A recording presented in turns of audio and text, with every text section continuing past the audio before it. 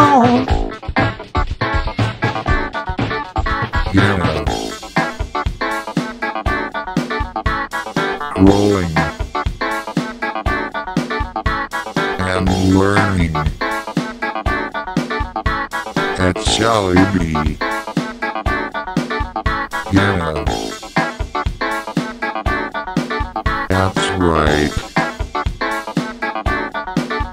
Yeah. Sally B. Howard. The School for MA.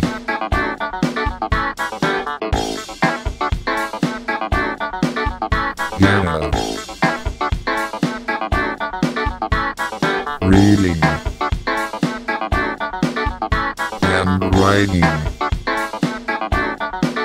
and Matthew C. all come together at Sally B.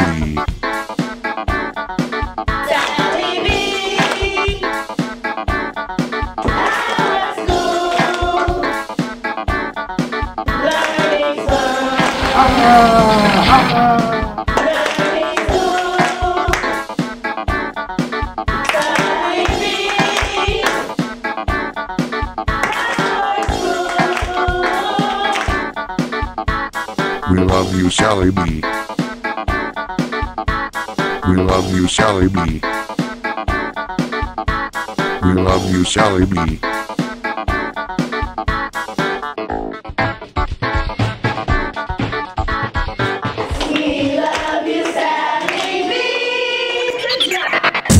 Welcome to Sally B. Howard School.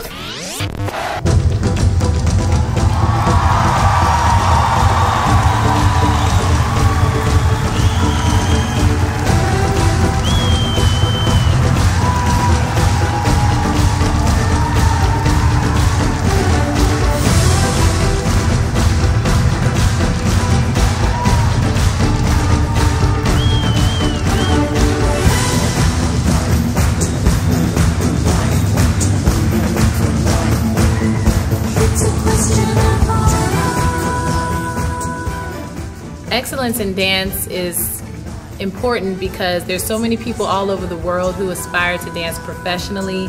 In New York and Los Angeles alone, there's just thousands of people, and you go to these classes and it's just packed, it's hot in there because there's so many people, and in order to stand out and to set yourself apart from the crowd, a crowd where so many people are great dancers, you have to perform at a certain level of excellence. It's the same if you're choreographing, if you're forming your own company. There's just a level of excellence that you have to achieve in order to set yourself apart from the crowd. I would choose Misty Copeland, and I know that she's not a familiar name for most people, but she has a remarkable story. She started dance at the age of 13, which is actually very late. Most students start at 3, 4, 5, or a very young age, and she started because someone told her that she was built like a dancer, or that she looked like a dancer. And she just went full force into her classes.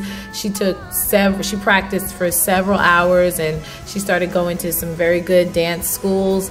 And about a year and a half after starting dance, which again, this is rare, she competed doing a variation from Don Quixote, and she won first place. This is at about 14 and a half, 15 years old. She continued to dance, and she received scholarships, and she participated in summer intensives with the San Francisco Ballet and American Ballet Theater, which are both very prestigious ballet companies. And eventually she became the first African-American soloist with American Ballet Theater, which she still dances with today. And she has the goal, she continues to set goals for herself, and she has the goal now of achieving prima ballerina status, which is the highest level of dance that a female can achieve in a ballet company.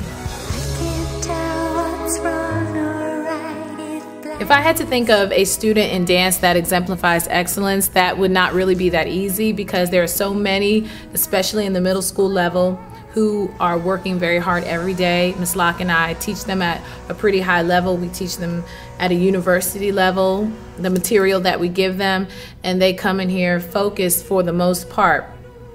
But if I had to pick two, and I don't want to disappoint people or hurt feelings because I don't mean to, but these two just jump out in my mind, I would say Taylor McNeil and Harkamal Carr. And the reason I say that is because they have shown a focus and commitment and dedication to what they do since fourth grade. I mean, everything that they want in terms of dance, they go for full force, wholeheartedly. That's why you've seen them in so many dances, not just because we just randomly pick them, but because they work for it. They're not concerned with what other people think, which is commonly a problem with young people, especially at that age. And there's nothing I love more than a leader and somebody who's going to step out there and take a risk and take a chance, and they do that. And I love working with them. They're open, they're committed, and they want to do it right. They want to do what you ask, and I love that. I can easily see them dancing at the university level or as professionals.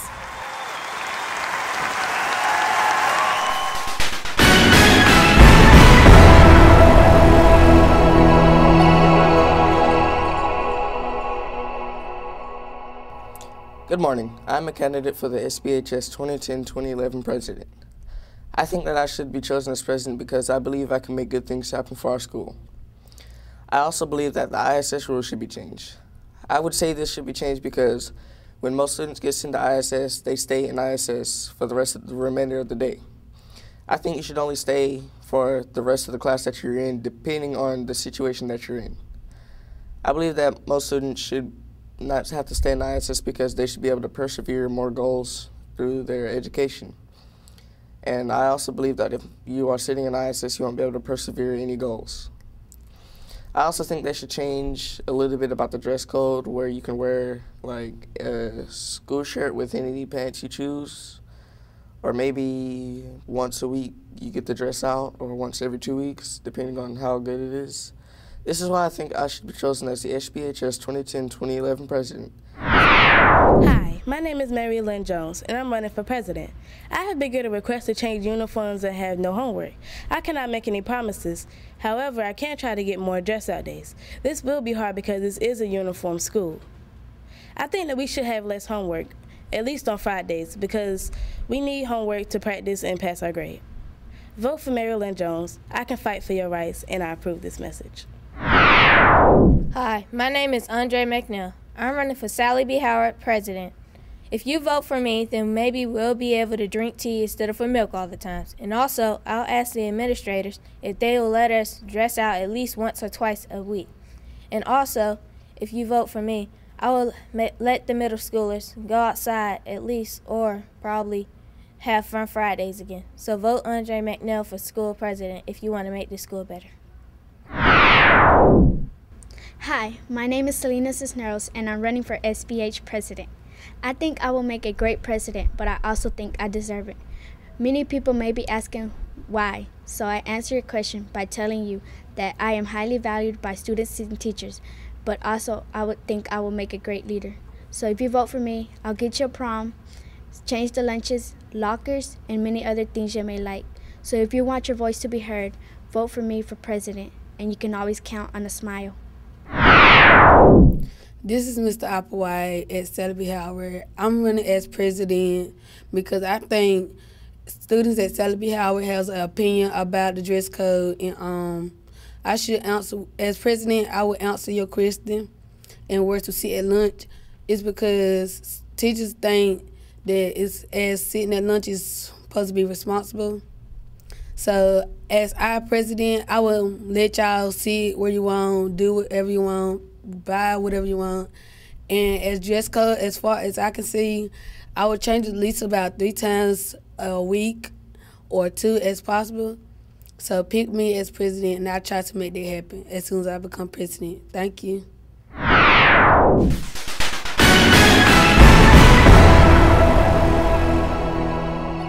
This is Arkila Hall. I'm running for vice president. Why should you vote for me? Because I'll make sure that your voices are heard.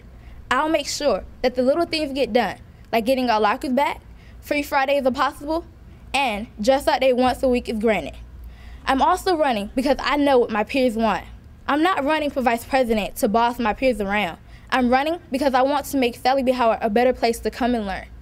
Without you, there is no me. That is why I need for you to vote for me, Vice President. Hi, my name is Anna Thomas. Many of you know I'm running for Vice President. Vote for me. Many people tell me I'm a leader, so I'm owning up to it. Your voices will be heard. I can't make any promises, but I'll try my best to get what we want. Vote Anna Thomas for Vice President.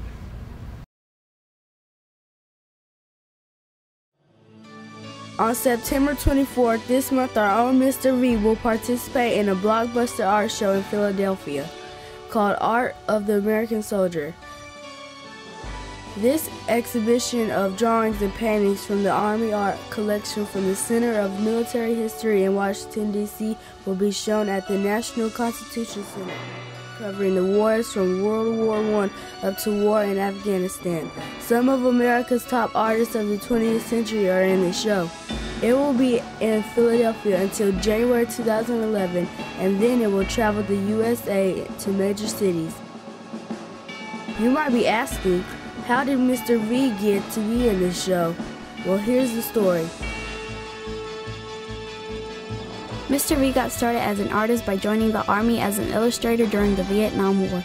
He was sent to various locations for 10 years. He then became an instructor at the college that produces all the illustrators for all the branches of service and from other countries. He taught drawing, painting, color, and design. After 8 years at the school, he applied for the Army Artist Program and was accepted in 1989. The curators of the U.S. Army Art Collection in Washington, D.C. liked Varisano's work, so when the Persian Gulf broke out, he was called to record the war through his art.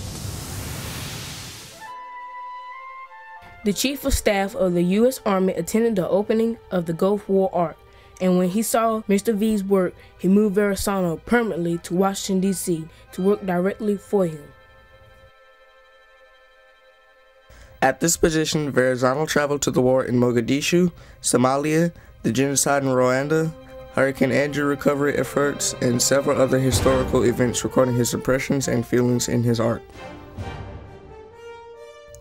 All this work, 240 pieces, are now in permanent collection in Washington, D.C. It is from this collection that works were selected for the Art of the American Soldier exhibition at NCC in Philadelphia on the 24th of September 2010. Mr. V will attend a private opening for the artists and the media and press on September the 21st.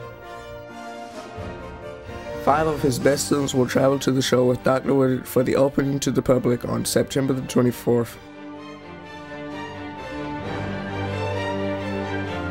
To this date, there are 12 books that contain the works of Pietro Varisano, and most of it is from this body of work. Mr. V was permitted inside Ground Zero to document the search, rescue, and recovery efforts in New York City because of his prior work in war zones.